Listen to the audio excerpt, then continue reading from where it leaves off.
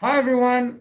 Our video blog this week is about the mask. We're meeting with Ottawa Public Health, and we're also meeting with a local business, a non-for-profit organization, a charitable organization that is in our community where you can buy a new mask. Obviously, this is the one I made, so the ones they make are much better. Take a look. Hi everyone. I'm glad today to be joined by Marino Francis Palais, who is our program manager here at Ottawa Public Health. Marino, I have to start by thanking you and the entire team for the great work you're doing. You're making Ottawa proud, and the entire team's doing tremendous. So thank you for your hard work. I know it's not over, one day at a time, and we're there with you in all the sense of the word. Today we're discussing masks, and in my intro I was wearing one. Obviously, in terms of video, it'd be very difficult to wear one and Sure. properly communicate. So we're in our own spaces. We're alone. We're physically distancing. So we're respecting the majority of the rules. We started with different directives internationally that said, we're not sure about masks. Wash your hands. Stay home. And then eventually we got to a point where mask is an option that we're considering and favoring. As late as yesterday, OC Transpo announced that as of June 15th, it'll be mandatory for everyone, including drivers, but also all the customers, to wear masks. So from a public health perspective, where are we at? How can we inform residents? Now, as we go along, our reality is changing, and we know that we're not coming out of this quick. This is a marathon, not a sprint. And our reality is that we can't all stay in our homes forever. We need to get back to a new normal. And so defining that new normal means, we're going out, and so whether we're at the park, or we've gone to Home Depot, or we're at the grocery store. Love that. All of these places, things are changing, right? And we're going in, and they're doing a wonderful job. You stand outside, we're standing at 2 meters apart.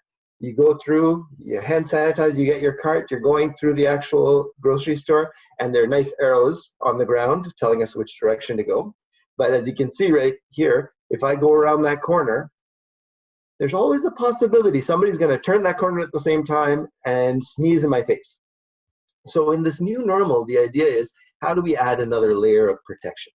So these masks are not a bad thing from that perspective. What we want is for everybody to wear a mask, because by wearing that mask, I'm protecting the other person coming around the corner, and they're protecting me if they're wearing a mask as they come around the corner. Well, the thing is, Matt, with this, the tricky part is, of course, that we're talking about different types of fabrics, different types of materials. We define it more as medical and non-medical masks. So, those medical masks, we want to keep those for the health professionals, those that are frontline, and working with people where they can't stay within away from each other by 2 meters because they're treating or supporting a client, a patient. So we want to keep those medical masks for them. We're talking about non-medical masks, these cloth masks that can be used. Now, the cloth masks are not 100% effective in maintaining and keeping those droplets from getting out, but it's an added barrier. Mm-hmm. So there's benefits to it. Now, that said, I'm sure you're wondering, how do we actually do this safely? Because when we were early on, we talked about the mask could actually act like a sponge and collect those droplets on it. And sure, that's still true. But now as we define our new normal, we have to get used to that and say, okay, how do we do that safely? So with these non-medical masks, it's the idea of, you want to wash your hands before, you want to put on your mask, and you want to make sure it's nicely sealed as much as possible around your mouth and your nose. And then once you put it on, don't touch it. Don't move around. Don't, adjust it. Try to really keep it as is. If you're going to have to touch your face, just like ever before, wash your hands before you touch your face. If you're taking off your mask, you're done, you're at a point where you got to take it off, you're going to take it off and try not to touch the outside of the mask. You're going to put it directly... Really using the straps near the ears. That's right. And you're going to take it off, and you're going to put it either directly into the laundry, or you're going to put it into a plastic bag, tie it up, and keep it for when you can put it in the laundry. Once you're done taking it off and putting it away, wash your hands again. Because yes, there are possibly droplets on it. So you want to make sure to wash your hands afterwards. Matt, you know what? I'm not going to go into the specifics of the details, but I'll tell you that if you go on our website, ottawapublichealth.ca/masks, You'll find our full page on it now. Good. And we've got all kinds of information about different masks, what to look for, as well as how to wash them, as well as a list of some of the suppliers here in Ottawa where you can get some. Matt, because the reality here is putting on this mask is not something that takes away all the other rules that already exist. It doesn't take away your risk completely. So the idea is you still want to make sure that you're staying 2 meters apart. And this is the part that's tricky. You know, as we start to reopen businesses and people are going out a little bit more, you know, we're human beings that want to get into proximity. Dwayne, why you and me, like coming from a Francophone background, we want to, you know, les deux bisous, the 2 kisses, or, you know, a hug or a firm handshake. Just going for a handshake. That's it. That's it. So it's tough, right? But we don't want to lapse back and then create a new spike, right? So it's very important for us to make sure we're still maintaining that 2 meter distance and we're still washing our hands. These are 2 key components. Now, when you're talking about gloves, it's a little trickier. People think you put on your gloves and you're safe. Guys, let's not think about the gloves unless you have a break in your skin or you've got a cut and you've put a Band-Aid on it. Okay, there's a bit more risk. Put on a glove, sure. But then again, right? If you're a health professional, you're trained how to do these things. When you're not, you got to remember every time you touch it, as you said, as a lifeguard, it's like another layer of skin. So you have to treat it that way. So when you put it on, clean your hands first, put it on. When you take it off, you clean your hands again. If you think about it, you're not eliminating the cleaning the hands before and after. So you still have to clean your hands. At that point, that's right. Don't wear gloves if you don't need it. Anik, we just got off the line with Ottawa Public Health Marino. He was talking about the change in public policy. I'm so glad that we can share a good example in our community of an organization that is offering masks. And I think it's an organization that people need to discover. It's right behind me on MacArthur Avenue. I'm joined by Anouk, who's the executive director of Ecoequitable. Good morning. Good morning. How are you doing this morning? I'm doing really well, thanks. Good. So I know Ecoequitable, but for those who don't know, tell us about the organization. It's located in Hartwood House. Hartwood House is on MacArthur. But what is Ecoequitable all about?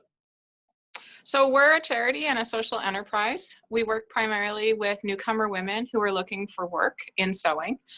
So we offer a program called Sewing for Jobs, where we do employment-based education. And then in our social enterprises, we make products. So before this, we were making conference bags. And we've been laughing because, you know, nobody's going to need a conference bag for a couple of years. So it's a good time to pivot. We also recycle textiles. So we take textiles from the community and we take them in, we weigh them, we fold them up, and then we resell them to the public. And then we also offer sewing classes to the public. So for anybody who wants to do hobby sewing, so sewing, 1, 2, 3, 4, pattern making, 1, 2, 3, 4, upholstery, even things like lingerie. Anything you can make with textiles, we teach it here. So we're still, we're open internally, but we're not open to the public yet. So our production room has reopened. And then our first project was we actually made headbands with buttons on the side for healthcare workers. And basically what that does is for healthcare workers who are wearing masks, and they have to wear mandatory masks for many, many hours during the day, they get a lot of pain behind their ears. So the buttons allow them to hook the mask onto the button instead of their ear. So that was our first. The pressure off the ear. Exactly. And then our most recent pivot has been to masks because they are necessary and needed, and they weren't really readily available on the market. So now everybody is looking for a good mask that will make them feel safe and will be comfortable.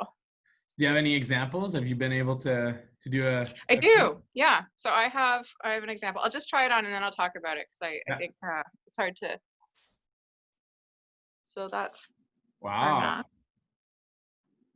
This is fabric. So the mask should be multiple layers. The best is cotton, especially on the inside. So I have a nice floral cotton on the inside. The exterior should either be cotton or cotton that has some poly in it so that it's a little bit water repellent. The challenge is that you want it to be water repellent, but it still has to be breathable and it still has to be non-toxic. So all of those elements need to be part of the the actual construction. Secondly, if possible, it's better not to have a seam over the mouth and the nose. And the reason for that is the seam makes tiny little holes. And so there has to be a seam somewhere, obviously. But if it goes directly over your mouth and nose, then it increases. Exactly. Yeah. Also, if you can get a mask with a nose wire in it, it's more comfortable because you can mold it to your face. It also fits tighter. And then finally, it prevents your glasses from fogging up. So for anybody who's wearing glasses or sunglasses during the summer, that's really good to have. They're all washable and reusable. And then our masks also have, so this is a different one that we did. So it's blue with a black elastic. And it also has, this one has a pocket in it where you can put a filter inside.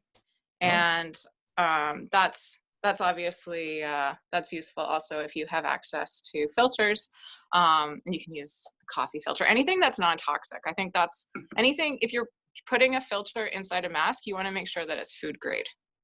If people are obviously getting used to it, they slowly, it's warmer, we want to get outside, we're respecting the physical distancing. If we're using transit in the coming weeks, we'll need to start wearing masks. So the acquiring of masks is becoming more and more important. If people are interested and want to buy a mask, how can they support you? They can go through our website. So on ecoequitable.ca, we have a Shopify store. So you can go straight through there and then just purchase the mask that you would like. And then they'll either be delivery or pickup. So people can choose that option. They're stylish, they're local, and they help for a good cause. So I know, thank you so much for this. Appreciate it. Stay safe and keep us to date on the mask. We're glad to support it.